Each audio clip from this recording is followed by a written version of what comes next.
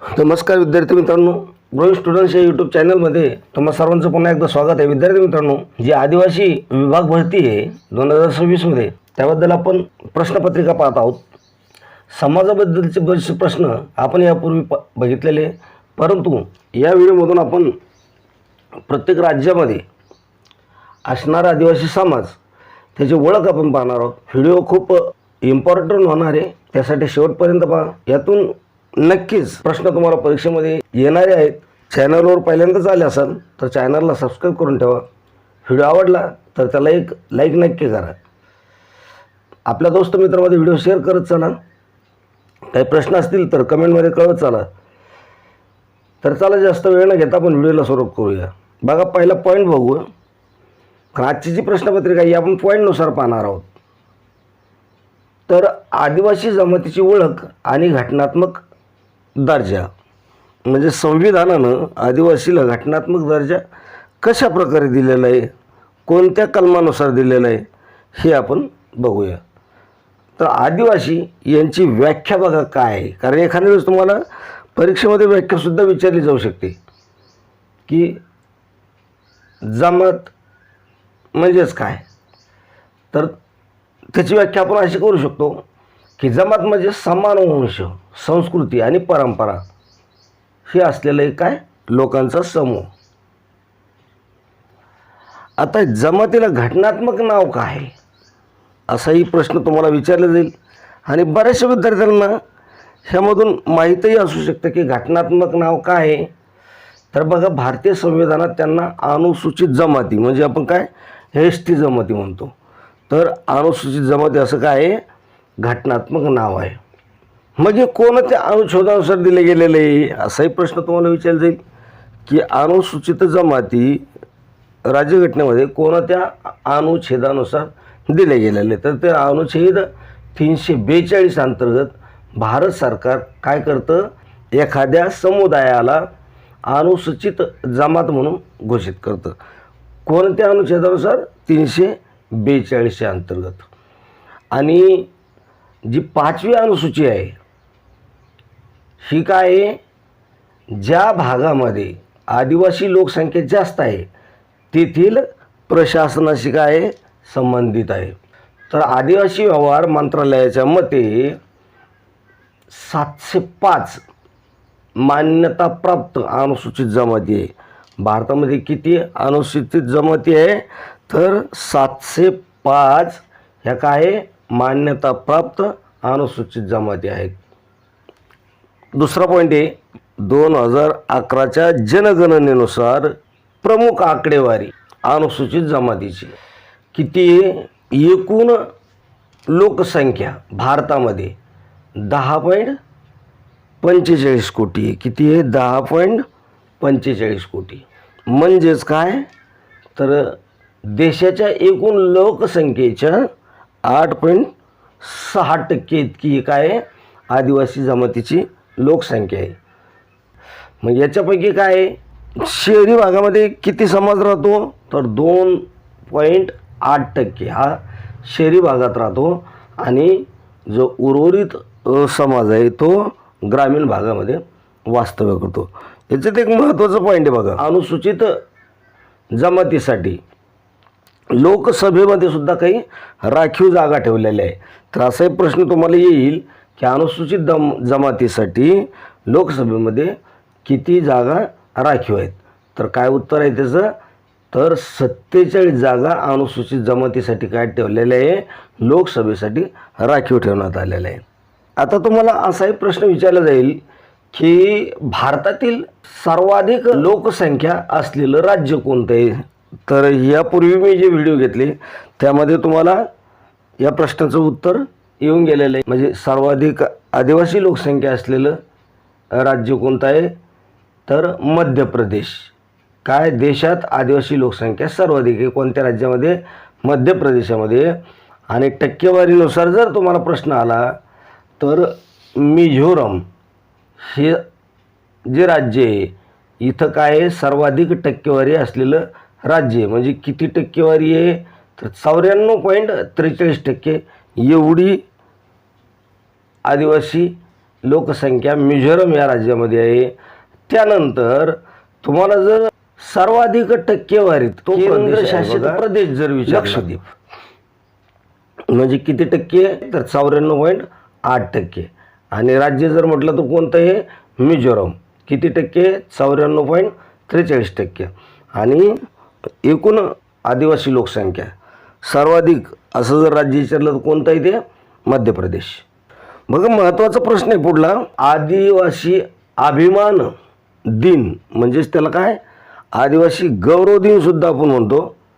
हा दिवस कोणत्या तारखेला पाळला जातो. बऱ्याच वेळेस प्रश्न विचारला जातो की आदिवासी अभिमान दिवस किंवा आदिवासी गौरव दिवस कोणत्या दिवशी मानला जातो. तर बघा हे जो आदिवासी गौरव दिन आहे याची घोषणा मंत्रिमंडळाने कधी केली, 10 नोव्हेंबर 2021 रोजी याची घोषणा झालेली आहे. आणि 15 नोव्हेंबर हा जो दिवस आहे हा काय आहे, आदिवासी गौरव दिन म्हणून साजरा केला जातो. तर याचा प्रसंग काय आहे की 15 नोव्हेंबर याच दिवशी का साजरा केला जातो. तर बघा जे भगवान बिरसा मुंडा आहे यांची जयंती 15 नोव्हेंबर या दिवशी आदिवासी गौरव दिन साजरा करण्यात येतो. आणि त्या दिवसाचं महत्त्व आहे बघा, तुम्हाला विचारलं जाईल की आदिवासी अभियान दिन किंवा आदिवासी गौरव दिन या दिवसाचं महत्त्व काय आहे, तर आदिवासी संस्कृती आणि त्यागाचा सन्मान करणे. पुढचा प्रश्न आपण बघूया, जम्मू काश्मीर आणि लडाखमध्ये कोणकोणत्या जमाती राहतात याच्यावर हा प्रश्न तुम्हाला विचारला जाईल. बघा जम्मू आणि काश्मीरमधील कोणकोणत्या जमाती, बघा इथं गुर्जर आहे, बकरवाल आहे, डोगरा आहे, दामेल आणि भरवार या जमाती काय जम्मू काश्मीरमध्ये तुम्हाला पाहायला मिळतील. तर आपण आता ह्या जमातीबद्दल थोडक्यात माहिती पाहू. गुर्जर जमात कुठला व्यवसाय करते, कशा पद्धतीचं जीवन जगते.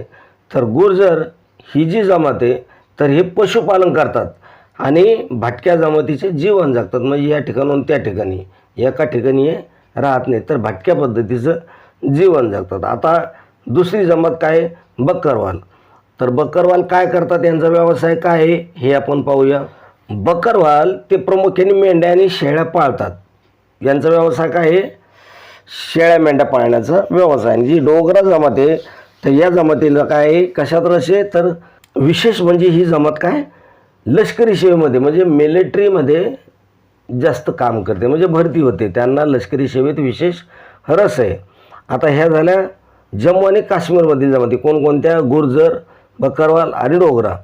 त्यानंतर लडाखमधील बघा आपण जमाती बघूया. लडाखमध्ये कोणकोणत्या जमाती आढळतात, तर बाल्टी, बोटो, बोरपा, शिन आणि चांगपा. तर त्यापैकी सर्वात महत्त्वाचा जर प्रश्न विचारला जातो तर तो कोणत्या जमातीवर विचारला जातो, तर जी चांगपा जमात आहे याच्यावर तुम्हाला 99% प्रश्न विचारला जातो. मग ही जमात कशाचं पालन करते किंवा कोणता व्यवसाय करते, तर पश्मिना नावाच्या किंवा जातीच्या पश्मिना जातीच्या शेळ्या पाळतात आणि उंच डोंगराळ भागात हे लोक राहतात. कोणते लोक, चांगपा. आणि कोणत्या राज्यामध्ये आढळतील तुम्हाला, तर लडाखमधील या जमाती आहेत. पुढचा प्रश्न आपण बघूया, हे रोझा जंगलातील जमाती. कोणत्या जमाती, रोझा जंगलामध्ये तुम्हाला कोणत्या जमाती आढळतात, तर भोटिया ही जमात आहे. कारण तुम्हाला एखाद्या वेळेस प्रश्न आहे की भोटिया जमात कुठे आढळते किंवा भोटिया जमात राज्य हे ते न विचारता कोणत्या जंगलामध्ये आढळते असा प्रश्न तुम्हाला विचारला जाईल.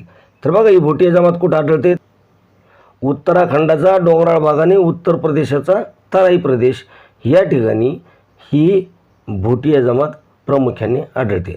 ऋतूनुसार आपलं ठिकाण बदलते. म्हणजे उन्हाळ्यात ते काय करते, तर आपले गुरे चारण्यासाठी उंच गवताळ जंगलामध्ये स्थलांतर करतात. आणि हिवाळ्यामध्ये जेव्हा बर्फ गोठतो तेव्हा ते खालच्या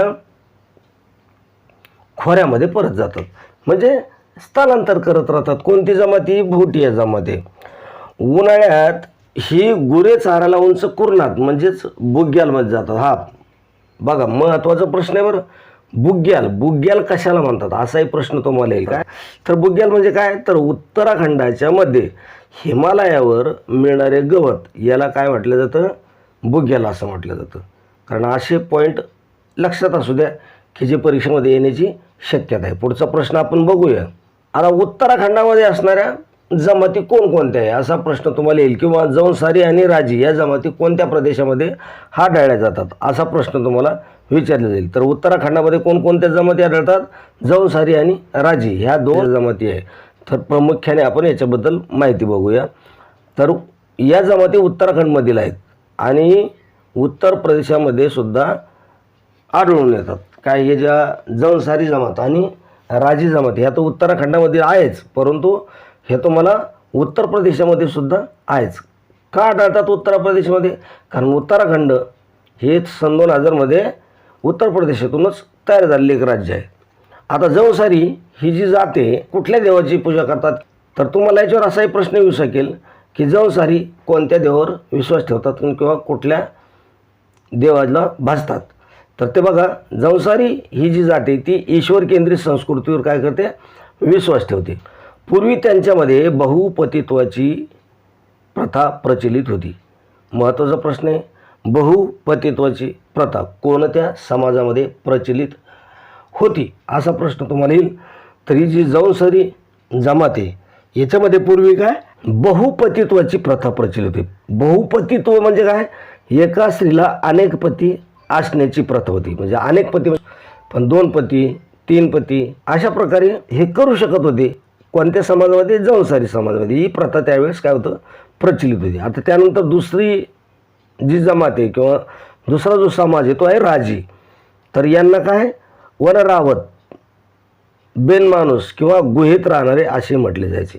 आणि ही काय आहे? उत्तराखंडामध्ये सर्वात लहान जमातीपैकी एक जमात आहे. कोणती? राजी. पुढचा प्रश्न आपण बघूया. तर विद्यार्थी मित्रांनो, आपण अशाच प्रकारच्या प्रत्येक राज्यामधील काही निवडक जमाती आपण पाहणार की ज्यावर परीक्षेमध्ये प्रश्न विचारले जाऊ शकतात. तर भारतामध्ये जेवढी बी राज्ये आहे प्रत्येक राज्यामध्ये आदिवासी समाज कोणकोणते समाज त्या ठिकाणी वास्तव्य करतात, किती प्रकारामध्ये करतात, त्यांच्या उत्सव कोणते सण साजरे करतात, विवाह पद्धती कशा आहे, त्यांची उपजीविकासाठी ते कोणता व्यवसाय करतात याबद्दल आपण सखोल माहिती आपल्या व्हिडिओ सिरीजमध्ये पाहणार आहोत. आजच्या व्हिडिओमध्ये आपण याच ठिकाणी थांबूया. याच्यानंतर जे राहिलेले राज्ये किंवा केंद्रशासित प्रदेश यावर सखोल माहिती आपण येणाऱ्या व्हिडिओमध्ये बघूया. व्हिडिओ आवडला असेल तर त्याला लाईक नक्की करा. चॅनलवर पहिल्यांदाच आले असेल तर चॅनलला सबस्क्राईब करून ठेवा. व्हिडिओ आपल्या दोस्त मित्रामध्ये शेअर करत चला. किती प्रश्नाचे उत्तरं तुम्हाला देता आले हे कमेंटमध्ये नक्की कळवत चला. आजच्या प्रश्नपत्रिकेत आपण याच ठिकाणी थांबूया. भेटू उद्याच्या अशीच महत्त्वाची प्रश्नपत्रिका घेऊन. तोपर्यंत जय हिंद, जय महाराष्ट्र. धन्यवाद मित्रांनो.